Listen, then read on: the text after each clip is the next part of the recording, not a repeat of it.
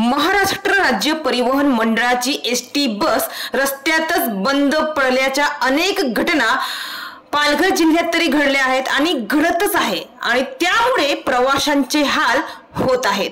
अनेक वेळा बसमध्ये तांत्रिक बिघाड, दुरुस्तीचा अभाव आणि खटारा बसेस यामुळे प्रवाशांना गैरसोयीचा सामना करावा लागतो आणि त्याचा प्रत्यय आज पुन्हा एकदा प्रवाशांना आला आहे।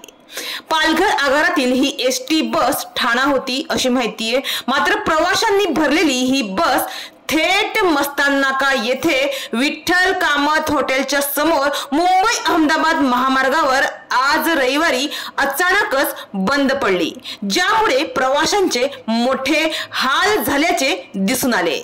आज सकाळची ही घटना आहे। प्रवाशांनी भरलेली ही बस अचानकच बंद पडलेली दिसून येत आहे आणि ज्यामुळे प्रवाशांचे मोठे हाल झाले होते।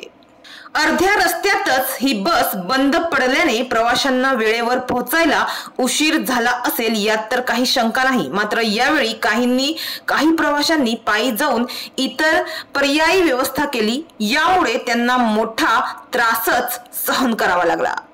असे आहे हे पालघर जिल्ह्याचे विदारक दृश्य। पालघर जिल्ह्यात एकही सुविधा व्यवस्थितपणे सर्वसामान्य जनतेला मिळत नसल्याचे अनेक उदाहरणे आतापर्यंत समोर आली आहेत आणि हे सर्वसामान्य जनतेचं दुर्भाग्यच म्हणावं लागेल। तर पालघर जिल्हा विकासाच्या दिशेने झेपावत असताना दुसरीकडे मात्र दुर्गम भागातील समस्या सुटण्याची काही नाव घेत नाही। विशेष म्हणजे ग्रामीण भागाचा आधार वड असलेली लालपरीची अवस्था पालघर जिल्ह्यात सध्या बिकट असल्याचे वारंवार घडणाऱ्या अशा प्रसंगावरून दिसत आहे। मात्र जर गरिबांची लालपरीची अशी अवस्था असेल तर सर्वसामान्यांनी प्रवास करायचा तरी कसा, हा खरा सवाल या ठिकाणी उपस्थित होत आहे।